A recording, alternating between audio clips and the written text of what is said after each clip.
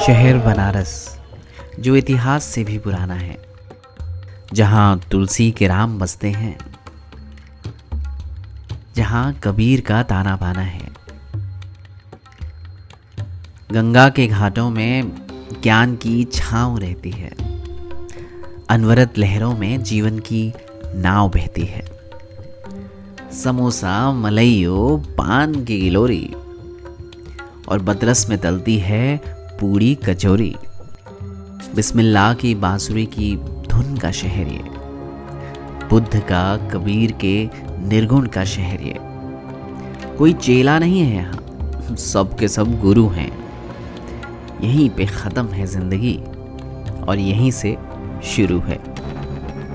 वरुणा से 80 के मिलाप का शहर है। आइए तो सही, ये आपका शहर है।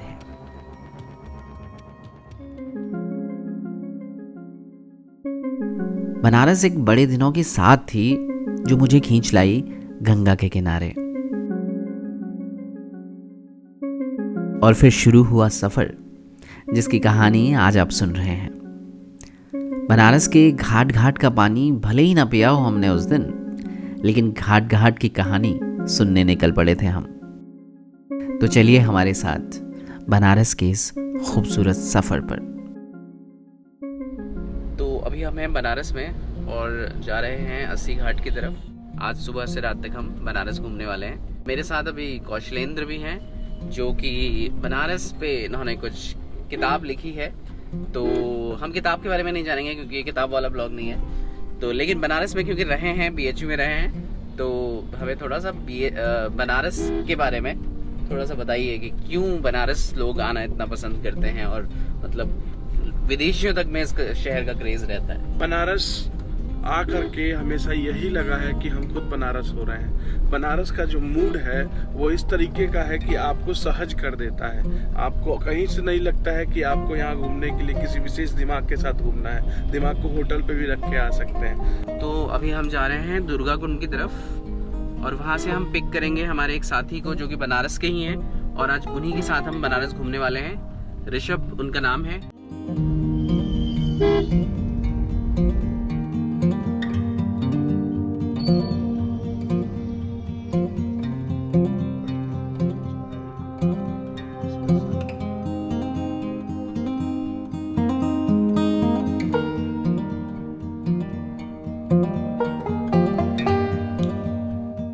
साथ ऋषभ हैं जो कि बनारस से हैं।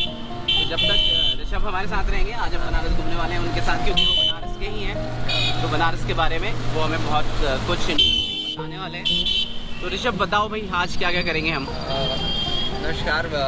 बनारस पहली बात तो हम लोग थोड़ा सा पहले हम घाट घूमेंगे और घाट घूमने के बाद फिर थोड़ी सी हम लोग बनारस की जो लज्जत है, जो स्वादिष्टपन है, उसे चखेंगे। उसके बाद हम लोग बनारस का जो ओरिजिनल जो थीम है, अगर बनारस आए कबीर नहीं आए तो फिर ये अधूरा जो बन रहेगा, जिससे हम लोग वंचित नहीं रहेंगे। तो हम लोग कबीर मठ की जाएंगे। उसके बाद अगर हम शाम तक हमारे अंदर एनर्जी रही तो फिर हम गंगा आरती भी देखेंगे। आज तो यार मौसम बढ़िया है, तो हमारे पास बढ़िया एनर्जी रहने वाली है। और सर हैं और सर को देख के और यात्रा की जो यायावरी है, ये भूत तो हमारे ऊपर भी चढ़नी है आज। तो कुल मिला के आज की यात्रा मजेदार होने वाली है। बनारस को एक तरीके से अच्छा एक्सप्लोर करने का मौका। मैं इससे पहले 10 साल पहले बनारस आया था, तब का बनारस और आज का बनारस कितना बदल गया है, ये भी ज़रा देखने का मेरे अंदर बहुत ज़्यादा एक्साइटमेंट है आज। बने रहिए बनारस में हमारे साथ।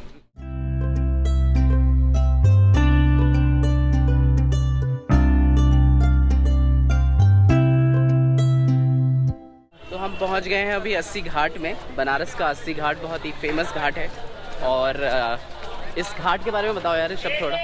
वाराणसी, वरुणा और 80 जो दो नदियों का संगम है, इसीलिए से वाराणसी बोलते हैं। तो 80 घाट यहाँ से लेके आगे तक, यहीं एक बगल में घाट है तुलसी घाट, जहाँ तुलसीदास जी रहकर अरण्य कांड श्री रामचरितमानस का जो कांड वहीं उन्होंने लिखा।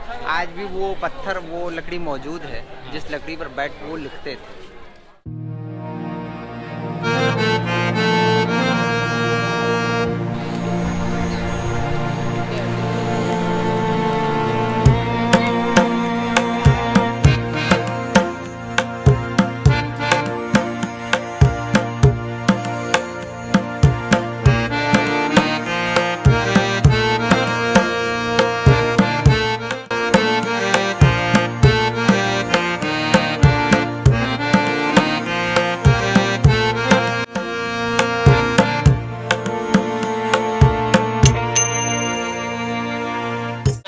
आपको घबराहट नहीं होगी भीड़ से, चाहे आप जितनी भी भीड़ में हो। एक अलग सी मस्ती रहती है लोगों के दिमाग में, और अलग सा कौतूहल भी है लोगों को जो यहाँ आते हैं। जैसे कि पहली बार आना और पहली बार के बाद फिर बार बार आना।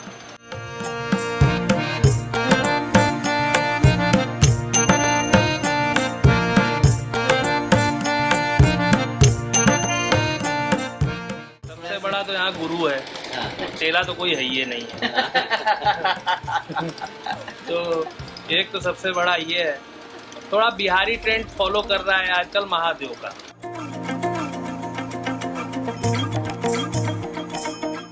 यहाँ पे क्या है, यहाँ पे जो संस्कृत की शिक्षा दीक्षा है वो बहुत मतलब अभी भी उत्तम है अन्य जगहों से। वैसे बोलते हैं काशी का विद्वान कहीं जाके अगर हो तो मतलब काशी से आए तो ऑटोमेटिकली नाम हो जाता है। और थोड़ा एक चीज़ और विद्वान, और दूसरा एक और बात जुड़ी हुई है कि जो कि ये बहुत मतलब मुझे भी बहुत अपने आप में अच्छी लगती है। आप दूसरे शहरों में जाएंगे तो पंडित लोग किताब लेके पढ़ते हैं, और यहाँ पे विद्या कंठ में सिखाई जाती है, मतलब एकदम बिल्कुल कंठस्थ जिसको बोलते हैं। मनीष जी थे जो बनारस के बारे में बता रहे थे हमें। यहाँ पे इनका बड़ा फेमस बुक स्टोर है। आप जब भी अस्सी घाट आएँ तो अन्नपूर्णा बुक स्टोर पे आप ज़रूर आएँ, और पास ही में पिज़्ज़ेरिया करके एक बड़ा फेमस कैफ़े भी है, तो वहाँ पहले चाय पिएं और उसके बाद यहाँ आके किताबें पढ़ें।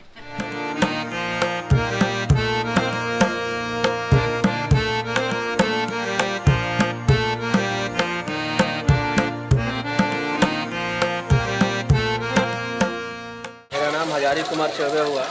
मैं बिहार से बिलोंग करता हूँ।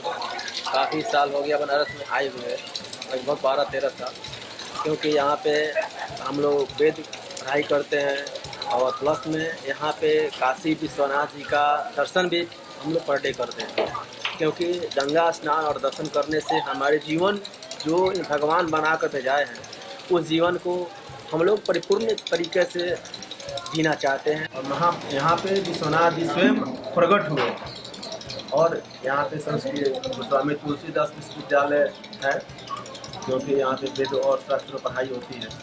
देखिए, वाराणसी का कर्मकांड जो है ना, ये पूरे भारत में ये वाराणसी एक ब्रांड है अपने में, और यहाँ की मोहर लगता है ना।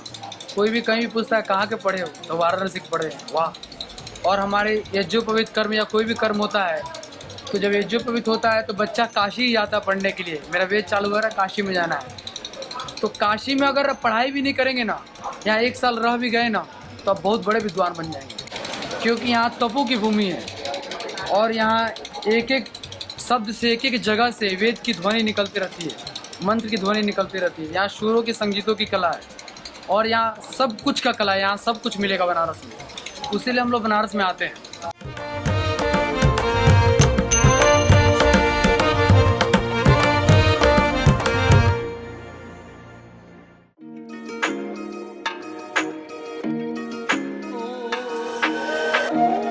तो अभी हमें अस्सी घाट के पास, और इस जगह का नाम है श्री मधु बहार। तो मधु बहार बेसिकली ये जगह है, और यहाँ पे हम आए हैं सुबह का नाश्ता करने।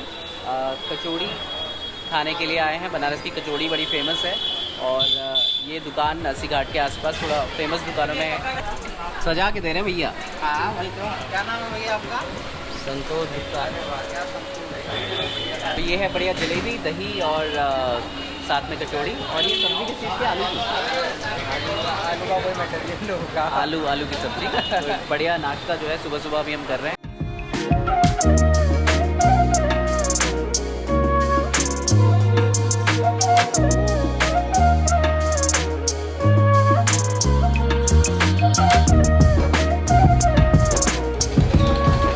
पैगंबर मरी है, पीर मरे, पैगंबर मरी है, मर गए जिंदा और रोगी,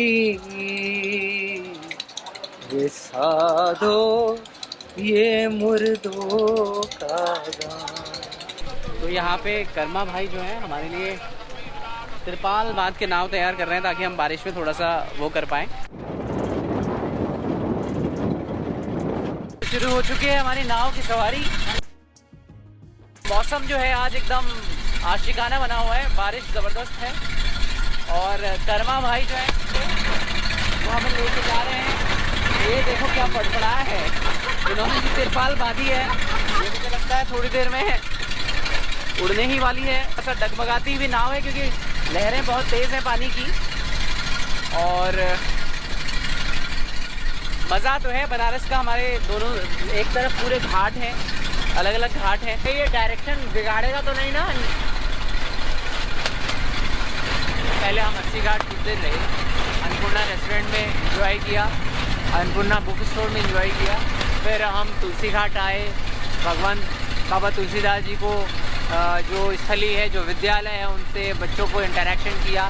फिर उसके बाद हम थोड़े से आगे आए, मुंशी घाट पर आए, जो मुंशी जी रहे, जो पंडित जी जिसके नाम से ये घाट फेमस है, वो घाट भी हम लोगों ने जाना। फिर अब उसके बाद हम दूसरे जो घाट पहुँचे, हरिश्चंद्र घाट हो गया। हरिश्चंद्र घाट जो अपने आप में फेमस है, मोक्ष की नगरी में बनारस में 5 मसान हैं, जिसमें सबसे ज़्यादातर चर्चित हरिश्चंद्र और शमशान मणिकर्णिका है। तो हरिश्चंद्र का भी अपना अलग ही अपने आप में आभा है, इतिहास है। फिर उसके बाद हम दशाश्वमेध पर आए। दशाश्वमेध कहा जाता है ब्रह्मा जी ने यहाँ कभी यज्ञ करी थी, और आई डोंट नो करा कि नहीं करा, ये उनका मसला है। लेकिन ये घाट कहा जाता है यहाँ स्नान करने से 10 अश्वमेध यज्ञ का फल मिलता है, और मुझे नहीं मालूम। फिर उसके आगे हम लोग मीर घाट आते हैं। मीर घाट राजेश्वरी देवी जी का मंदिर है।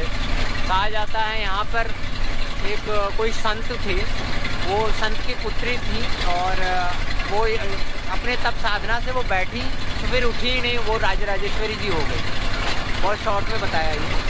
और अब हम लोग चलेंगे विश्वनाथ कॉरिडोर, जो हमारे विश्वनाथ के राजा हैं, काशी के राजा हैं, वो उनका मंदिर ये है। और उसके बगल में जस्ट बाबा मसान बिठाए हुए हैं, जहाँ जो जाना जाता है अपने शमशान मोक्ष की नगरी से।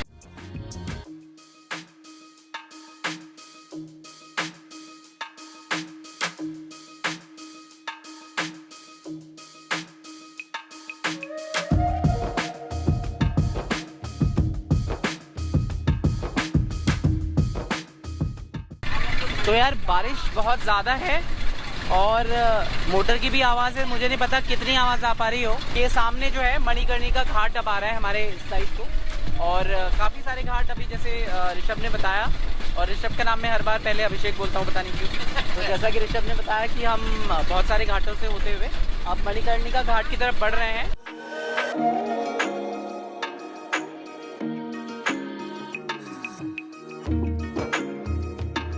पीछे है मणिकर्णिका घाट, और यहाँ जो है कहते हैं कि जो भी बनारस में मृत्यु पाता है, बनारस में उसको बहाया जाता है, वो मोक्ष की उसको प्राप्ति होती है। इसलिए यहाँ पे काशी में लोगों को लाया जाता है अपने अंतिम समय में, और जो जीवन और मृत्यु का चक्र जो है जिसे कहते हैं, वो यहीं पे आके पूरा हो जाता है। पीछे अभी शव जलाए जा रहे हैं, और मणिकर्णिका घाट से हम गुजर रहे हैं। बनारस में जीवन और मृत्यु जो हैं वो दोनों एक साथ चलते हैं, गंगा के एक तरफ और गंगा की लहरों के साथ जीवन भी चलता है, और आखिरी समय भी लोग यहाँ अपना बिताते हैं। जब यहाँ शव लाई जाती है, तो जब ये सैया पे या चिता पे सजती है, तो कहा जाता है शिव उनके कान में तारक मंत्र फूंकते हैं। आई डोंट नो फूकते हैं कि नहीं फूकते, लेकिन ये मान्यता है शिव उनके कान में तारक मंत्र फूकते हैं, तो जिससे व्यक्ति या मनुष्य जन्म मरण के चक्र से मुक्त हो जाता है। ये सिंधिया घाट है, जहाँ पर जो सिंधिया नरेश ने बसाया था, ऐसा हमें अभी ऋषभ ने बताया। और क्योंकि मणिकर्णिका घाट ये होता है कि जहाँ आप शव जलाते हैं, ये हर जगह होता है, जहाँ आप शव जलाते हैं वहाँ आप उसके बाद स्नान नहीं कर सकते, तो स्नान करने के लिए ये घाट है, जहाँ पे सिंधिया घाट, जहाँ पे लोग शव दाह करने के बाद उसे स्नान करने आते हैं और शुद्धि के लिए आते हैं बेसिकली।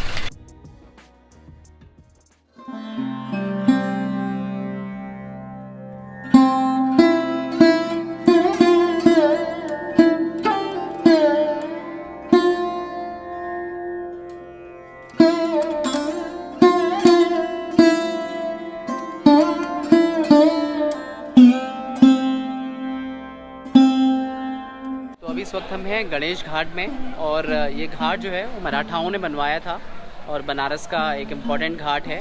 बहुत सारे घाटों से होते हुए अभी हम आगे बढ़ रहे हैं और अब हम जा रहे हैं कबीर घाट की तरफ। कबीर घाट को पंचगंगा घाट भी कहते हैं क्योंकि वहाँ पे 5 नदियों का संगम होता है। और ये जो पीछे आप गली देख रहे हैं ये काफ़ी फिल्मों में आपने देखी होगी। मास्टर और रांझना जैसी जो फिल्में हैं उन फिल्मों में आपने ये गली देखी होगी पीछे। तो ये भी काफ़ी आइकॉनिक गली है जिसका बॉलीवुड में काफ़ी इस्तेमाल हुआ है। बढ़ते हैं यहाँ से आगे और चलते हैं अगले स्टॉप की तरफ।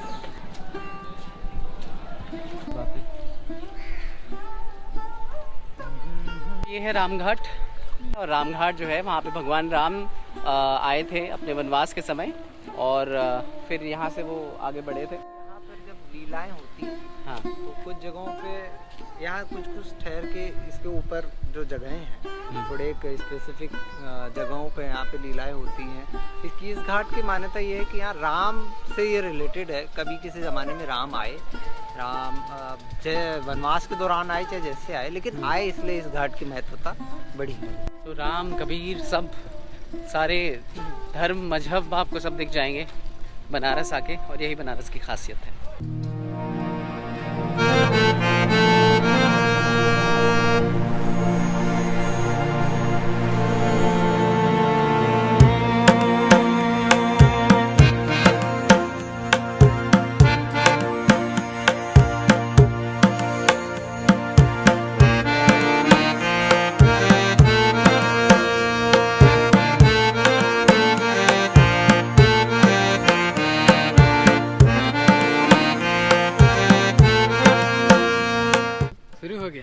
शुरू हो गया। हाँ, नमस्कार, जय हिंद, जय भारत। मुल्तान टैलेंट वाला इंटरव्यू टेलीविकास कर रहे हैं।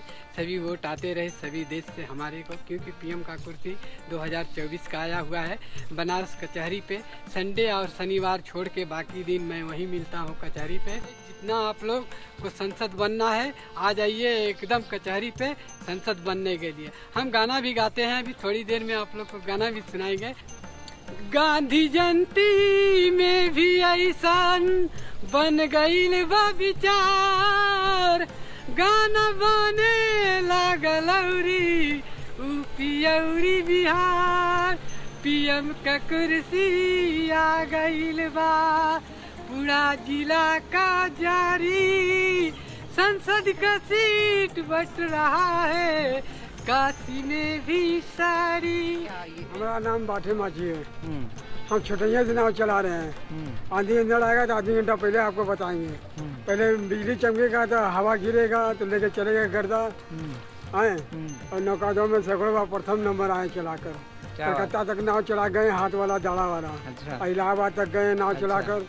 और उस पार आधा मकान डूब जाएगा तो अकेले लेके गए। अभी हमें पंचगंगा घाट में, जिसे कबीर घाट भी कहा जाता है, और इसे कबीर घाट क्यों कहा जाता है इसके पीछे अपनी एक पूरी कहानी है। यहीं पर कहा जाता है कि कबीरदास जी को गुरु से भेंट हुआ और वो यूं ही सुबह 3:30 या 4 बजे का टाइम हुआ होगा। वो सीढ़ियों पे लेटे हुए थे। रामानंद जी जो उस समय बहुत बड़े आचार्य हुआ करते थे संस्कृत के, वो नहाने जा रहे थे। तो फिर वो सीढ़ियों पे लेट गए और उनका पाँव उनके शरीर पर पड़ा तो उनके मुख से निकला राम राम राम। तो देन कबीर शौक हो गए कि मुझे गुरु मंत्र मिला और तब से वो राम राम जपते रहे। वो चाहे घट दशरथ के राम हो, कबीर के यहाँ तो कई 4 राम की व्याख्या की गई है। जो सर्वोपरि राम है, जिसको जो निर्गुण है, जो निराकार है, जिसे देखा ही नहीं गया, तो कबीर उसके उपासक रहे। और जहाँ तक जाते जाते अंतिम में एक बात कहूँगा कबीर की दोहे से अपनी बात ख़त्म करूँगा कि आया एक ही घाट से जाएगा एक ही घाट, आया एक ही घाट से जाएगा एक ही घाट, बीच में दुविधा हो गए 12 बाट, बीच में दुविधा हो गई। तो बनारस जो है एक और तो धर्म और कर्मकांड की नगरी है। यहाँ पे हिंदू धर्म के कई ठिये हैं और हिंदू धर्म की शिक्षा देने वाले कई गुरुकुल भी हैं, कई स्कूल भी हैं। अभी हमने थोड़ी देर पहले बात की एक संस्कृत विद्यालय के छात्रों से। लेकिन दूसरी ओर यहाँ पर कबीर की भी नगरी ये है और आप ऊपर लिखा हुआ पढ़ेंगे, जाति पाति पूछे नहीं कोई, हरि भजय सो हरि का होई। तो जाति और धर्म का जो भेदभाव है उससे कहीं ना कहीं दूर रहने की बात कबीर ने कही है। तो वो भी यहाँ पर देखने को मिलता है। तो धर्म का भी एक एक्सट्रीम देखने को मिलता है और धर्म और जात पात को न मानने वाले कबीर का भी एक एक्सट्रीम यहाँ पे देखने को मिलता है। तो ये बनारस की खासियत है कि सब कुछ यहाँ पे दो अधूरी की चीज़ जो है वो बीच में मिलती हैं और इस गंगा में सब कुछ समाहित हो जाती है।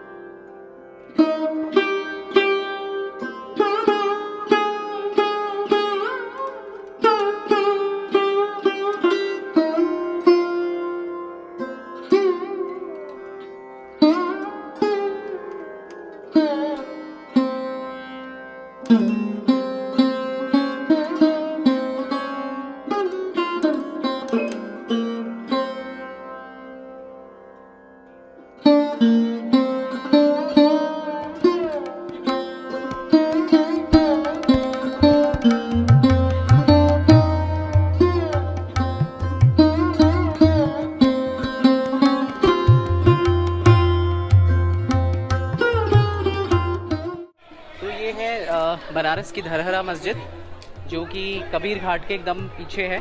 कबीर घाट से जब ऊपर आप आना शुरू करेंगे गली से, तो वहाँ पे आपको एक बहुत ही खूबसूरत आर्किटेक्चर है इस मस्जिद का। तो ये मस्जिद आपको देखने को मिलेगी, धरहरा मस्जिद।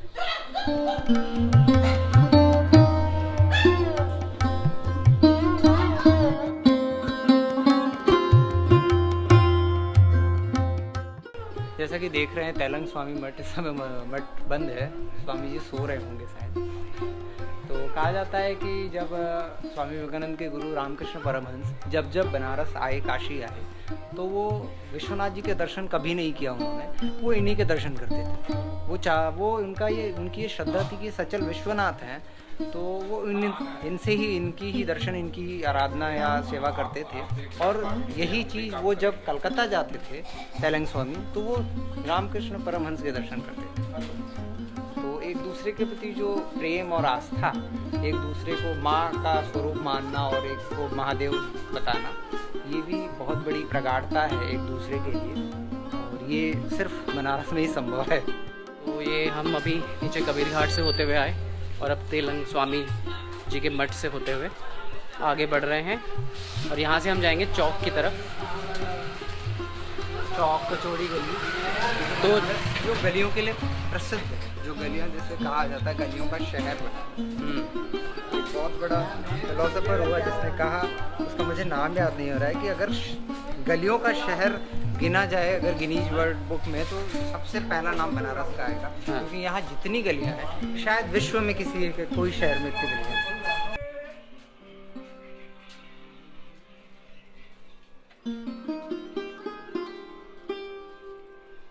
तो गलियों के शहर की गलियों से होते हुए अब हम जा रहे हैं चौक की तरफ। खूब चल गए हैं सुबह से, बाइक को जाने देते हैं। सुबह से खूब चल गए हैं, तो अब थोड़ा सा बारिश ने भी हम लोगों को भूख भी होने लगी है। बारिश ने भी थकाया, सही बात है। तो कहाँ, इधर से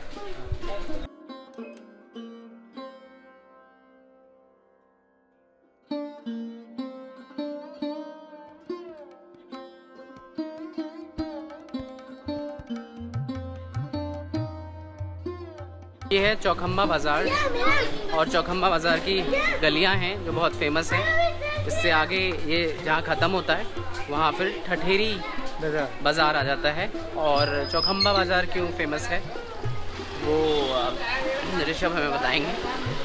फाइनली आप नाम सही इसलिए भी फेमस है चौखंबा। यहाँ पे बहुत प्रसिद्ध मंदिर है एक गोपाल मंदिर, जो कि गुजरातियों और नास्तोगी, ये लोग जो एक संप्रदाय है हमारी, उन लोगों की बनाई हुई ये मंदिर काफ़ी ज़माना रहा है, उन मंदिरों का अभी भी है। और ठाकुर जी के अब भी दर्शन होते हैं, बड़े ठाठ से पूजा पाठ होती है। और उस मंदिर की खासियत ये है कि वहाँ पे आज भी हीरे के पालने रखे हुए हैं। और यहाँ ये गली इसलिए भी मशहूर है क्योंकि यहाँ खान पान, मिठाइयाँ और तो कुछ पापड़ों का और कुछ मतलब जो बनारस का जो स्वादिष्ट जो लजीज भोजन है, वो जो पक्का महाल कहा जाता है बनारस, ओरिजिनल बनारस इन्हीं गलियों से होता हुआ निकलता है, ये कह सकते हैं।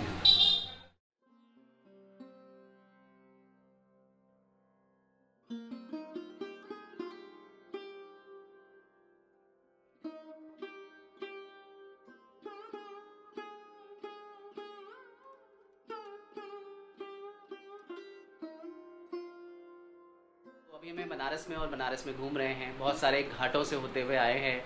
कबीर घाट से जब हम ऊपर आए और उसके बाद अब हम हैं एक ख़ास जगह पे। बनारस बहुत सारी चीज़ों के लिए जाना जाता है, उनमें से साहित्य एक बहुत बड़ी चीज़ है जिसके लिए बनारस जाना जाता है। और हमारा ये सौभाग्य है कि अभी हम जहाँ पे हैं वो भारतेंदु हरिश्चंद्र जी का, जो कि हिंदी साहित्य के एक बहुत बड़े नाम हैं, वहाँ पे बैठे हुए हैं। उनका पैतृक घर है ये बनारस में। हमारे साथ दीपेश चंद्र चौधरी जी हैं जो उनके परपौत्र हैं, अगर मैं गलत नहीं हूँ। 5वीं पीढ़ी। अच्छा, और 5। वो हमारे दादाजी के भाई।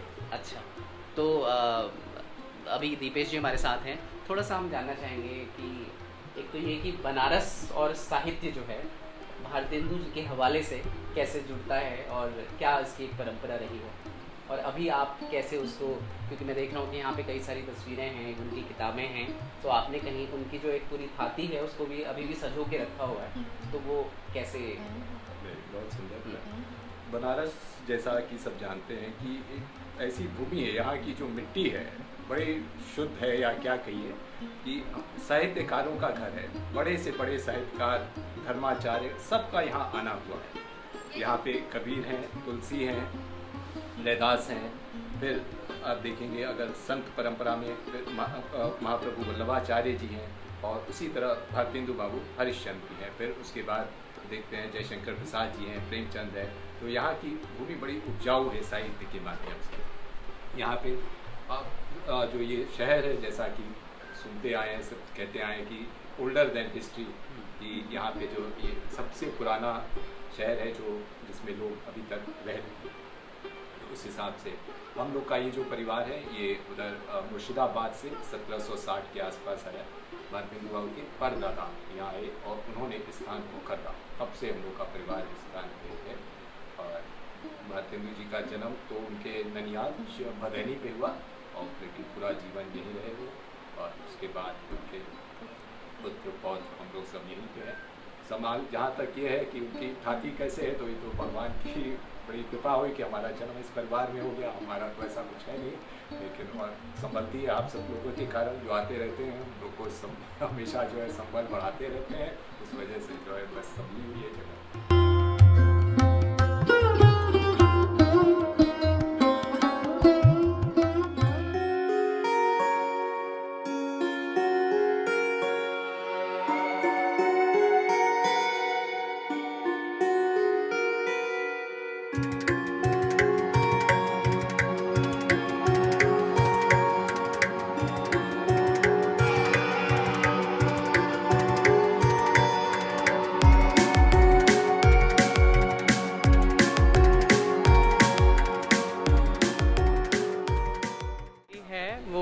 विश्वनाथ कॉरिडोर, जो कि हाल ही में बनाया गया है और गंगा को सीधे बाबा विश्वनाथ के मंदिर से जोड़ने वाला एक कॉरिडोर है।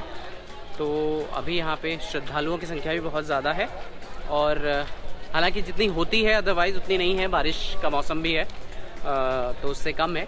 इस जगह पे पहले बहुत पुराना बनारस हुआ करता था, कई सारे मंदिर थे, और अभी वो सब गलियाँ और मंदिर जो हैं वो हट गए हैं, और अभी एक ये पूरा सीधा कॉरिडोर बन गया है जो सीधे गंगा को बाबा से जोड़ता है, विश्वनाथ के मंदिर से जोड़ता है।